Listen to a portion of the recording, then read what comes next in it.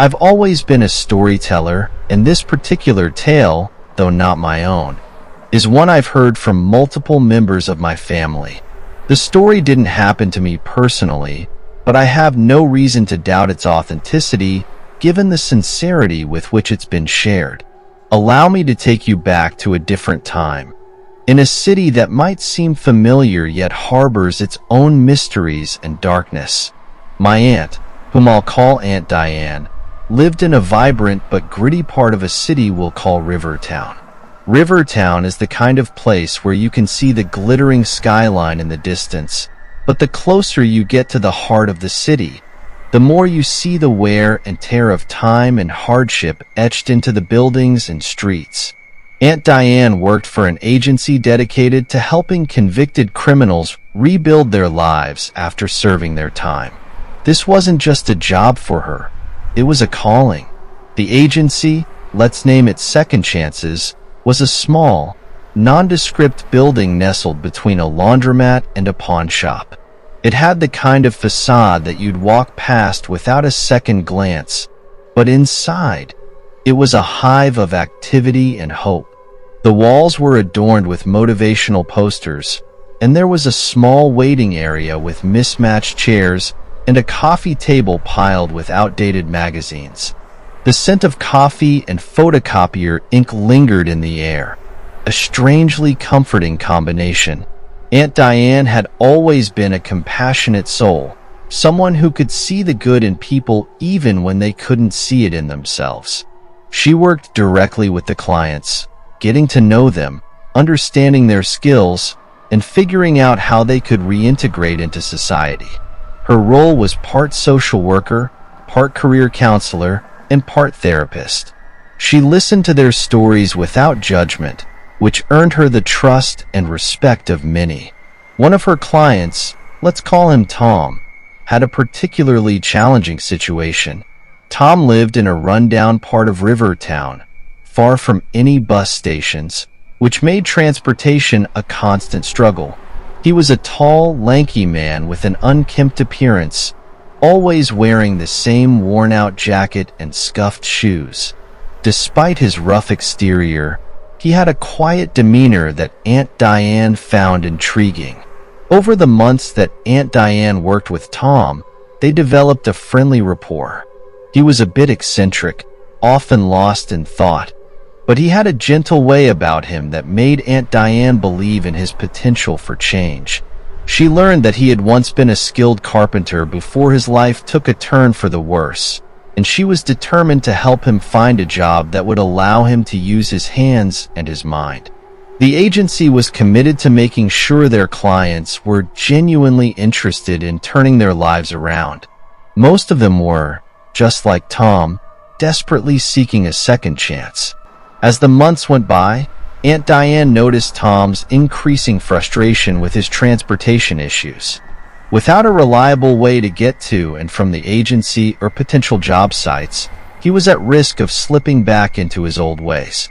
Aunt Diane, ever the empathetic and proactive person, decided to help Tom with transportation whenever she could. This led to her picking him up and dropping him off at his home several times a week. She didn't mind the extra effort. In fact, she enjoyed their conversations during the drives. Tom would talk about his past, his dreams, and his regrets. He was a man trying to claw his way back from the brink, and Aunt Diane wanted to believe he could do it. Tom's house was a modest, dilapidated structure on the outskirts of Rivertown. The neighborhood had seen better days, with boarded-up windows and overgrown yards painting a picture of neglect. Aunt Diane never felt completely comfortable there, but she pushed her unease aside, focusing instead on the potential she saw in Tom. One evening, after a particularly long day at the agency, Aunt Diane was driving Tom home. The sun was setting, casting a golden hue over the city. As they pulled up to Tom's house, he turned to her with a shy smile and said, "Would you like to come in for a drink?" It was a simple invitation, but Aunt Diane felt a pang of hesitation. Their professional relationship disallowed such familiarity, and besides, Something about the request made her uneasy. She declined politely, and Tom nodded, understanding. He got out of the car and waved as he walked up to his front door. Aunt Diane watched him go, feeling a strange mix of relief and guilt. She brushed off the feeling, reminding herself that she had boundaries for a reason. Weeks turned into months, and eventually, Tom found a job as a carpenter's assistant at a local construction company.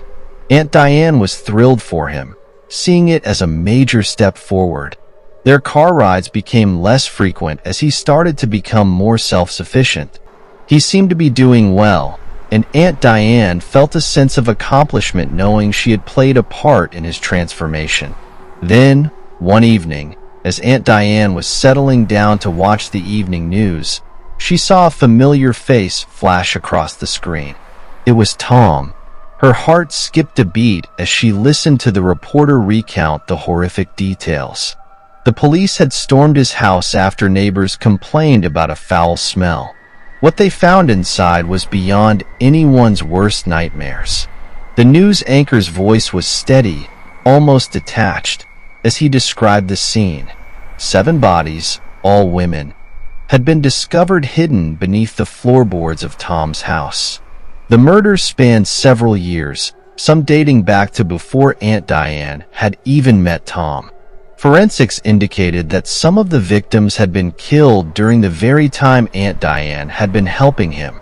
Aunt Diane felt a cold chill run down her spine. She had been driving a monster to and from his lair, completely unaware of the horrors that lay beneath his feet. The thought made her nauseous, and she had to sit down to steady herself. The man she had tried to help, the one she believed in, had been hiding a dark and terrible secret. In the days that followed, Aunt Diane struggled with a mix of emotions: shock, betrayal, guilt. She replayed every interaction she had with Tom, looking for signs she might have missed. But there were none. He had been quiet, polite, even kind in his own way. How could she have known what he was capable of? The agency was thrown into chaos. The story made headlines, and the media descended on second chances, questioning their methods and judgment. Aunt Diane faced scrutiny from all sides, but what hurt the most was her own self-doubt. Had she been too trusting? Too naive? Despite the turmoil, Aunt Diane continued her work, albeit with a heavier heart.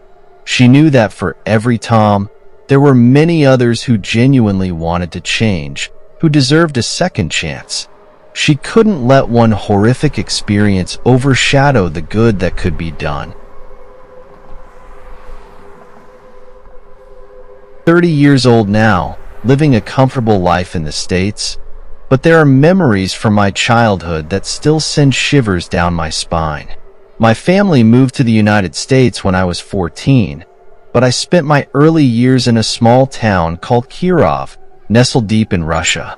The town was big enough to house all kinds of criminal activities, from organized crime to more bizarre and horrifying incidents, like cannibalistic hobos.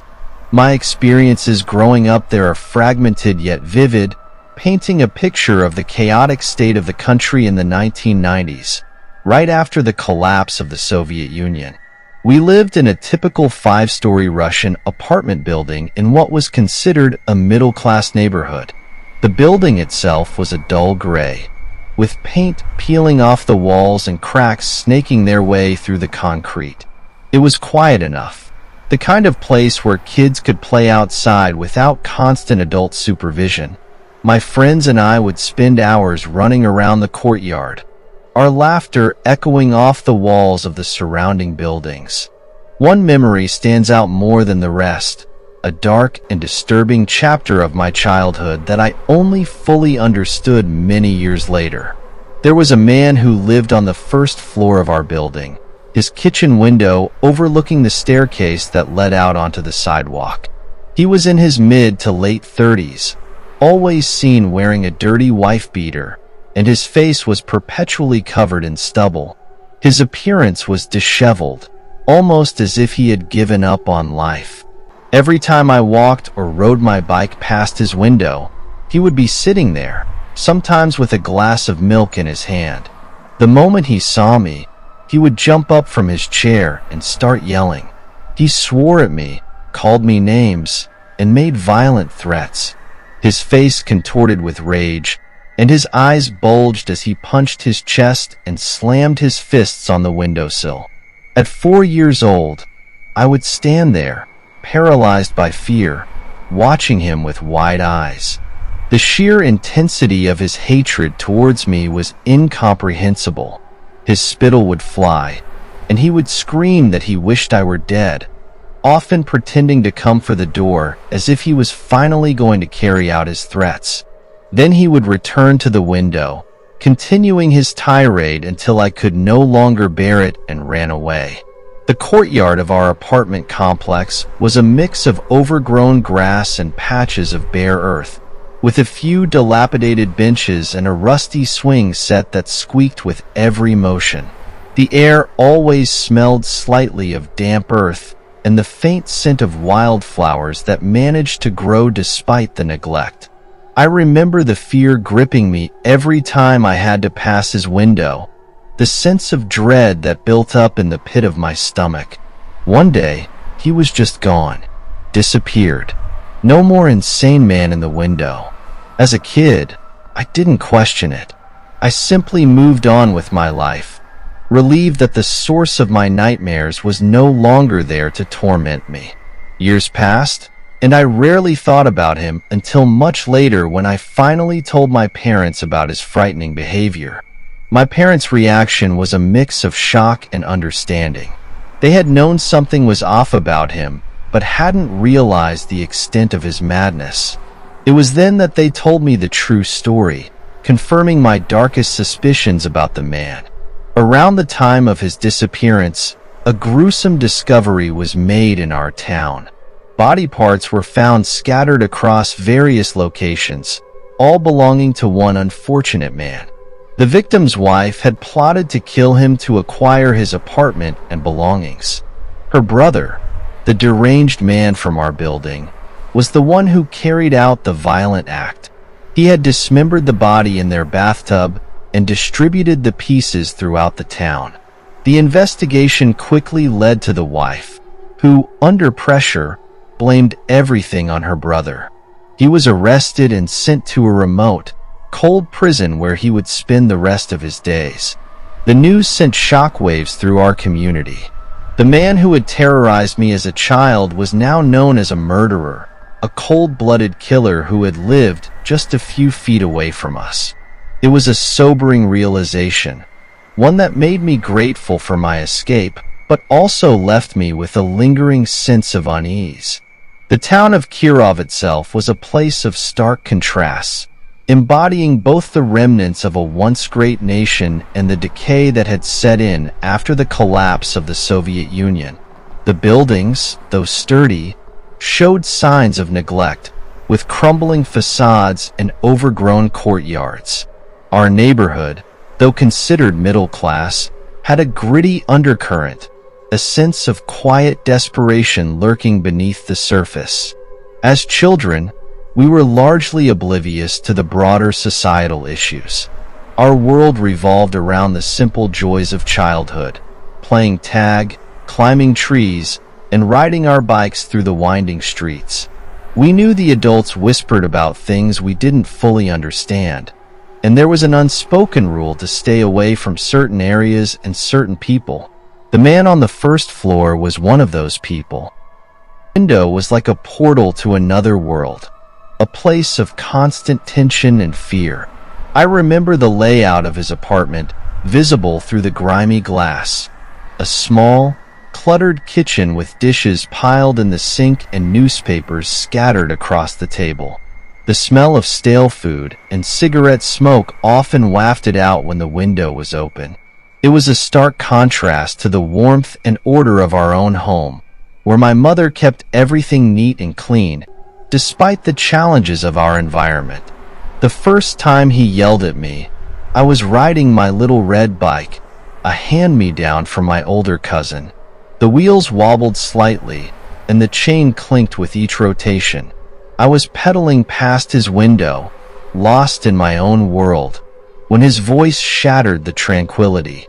The suddenness of his outburst made me swerve, almost falling off my bike.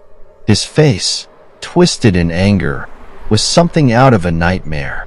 His eyes, bloodshot and bulging, locked onto mine with a malevolence that froze me in place.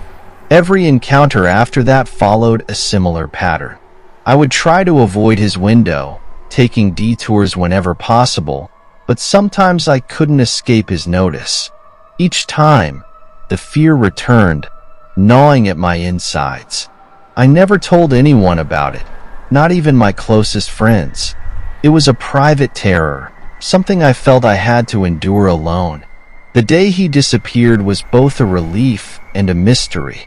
It was as if a dark cloud had lifted, allowing the sunlight to filter back into my life. The absence of his presence was almost disorienting.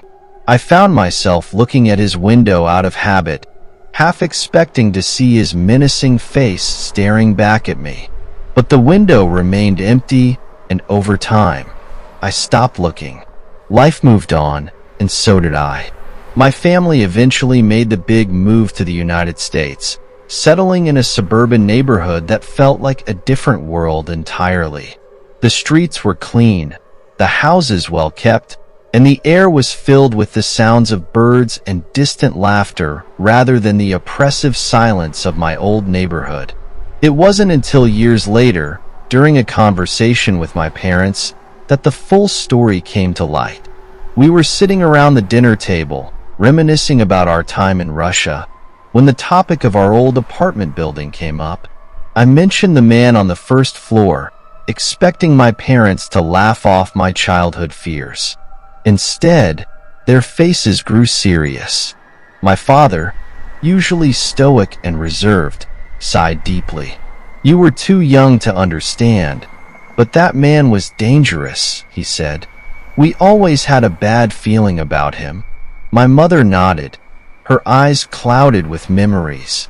"Around the time he disappeared, something terrible happened in our town," she began, her voice tinged with sadness.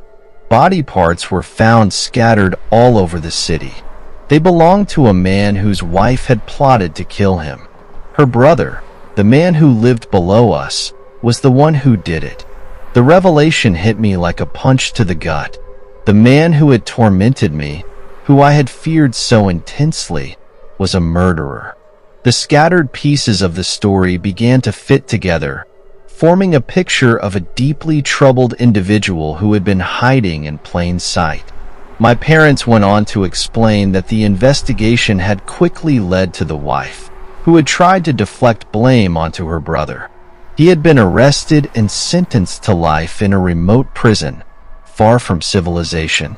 The relief I felt at his absence was now overshadowed by the horror of what he had done. Reflecting on my childhood, I realized how much I had blocked out, how my young mind had protected me from fully understanding the darkness that had surrounded us. The safety I felt in my new life was hard-won, a stark contrast to the fear and uncertainty of my early years. The move to the United States had been a turning point for my family. We settled in a quiet, tree-lined suburb with neat lawns and friendly neighbors. The contrast to Kirov was striking. Our new home was a two-story house with a white picket fence and a large backyard where my siblings and I could play without fear. The community was welcoming, and for the first time, I felt a sense of security and belonging. School was different too. The classrooms were bright and cheerful, with teachers who encouraged us to dream big. I made friends easily, though the language barrier was initially a challenge. My parents worked hard to provide for us, and their sacrifices paid off. We built a new life, one where the shadows of the past rarely intruded. But every so often, a memory would resurface, triggered by a random event or a fleeting thought. The man in the window remained a specter in my mind, a reminder of the fragility of childhood innocence. I realized that my experiences had shaped me in ways I hadn't fully appreciated. As I share this story, I hope to offer a glimpse into a world that many may never have known, a world of both darkness and light. It's a reminder that even in the face of fear and uncertainty, we have the power to overcome, to build new lives, and to find hope in the most unexpected places.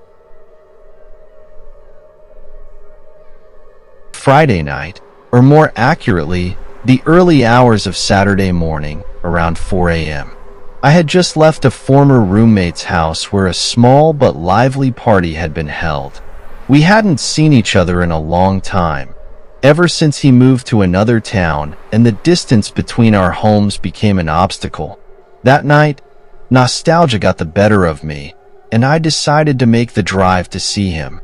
We both lived in relatively small towns separated by about 40 miles of isolated road. After an evening filled with laughter, reminiscing about old times, and a few too many drinks, I felt the pull of my own bed calling me. So, I said my goodbyes and set off on the desolate journey home.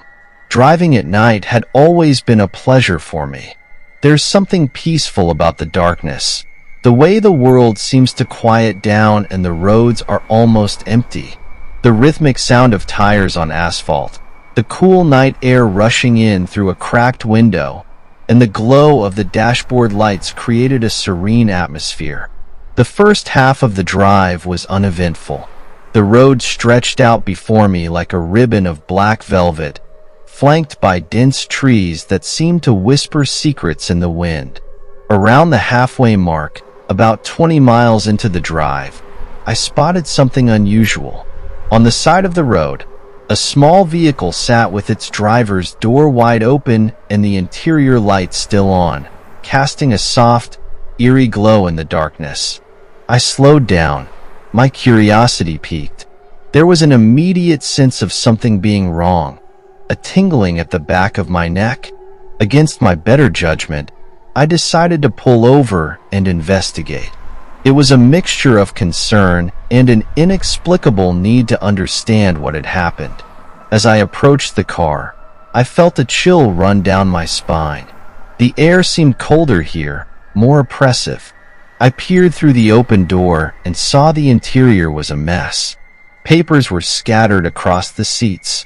An empty coffee cup lay on the floor, and the keys were still in the ignition.